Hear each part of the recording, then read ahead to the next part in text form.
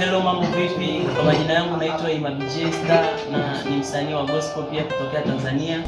Napenda kutoa salamu za shukrani na ninapenda sana kumshukuru Mungu kwa kunipa siku ya leo. Leo imekuwa ni siku nzuri ya baraka kwangu na ni siku nzuri kabisa ambayo nililetwa duniani, ambapo ni birthday yangu, siku ya kuzaliwa. Nipende kumshukuru mama yangu pamoja na baba yangu na watu wote ambao wamenilelea. Mungu awabariki na Mungu awainue zaidi sana.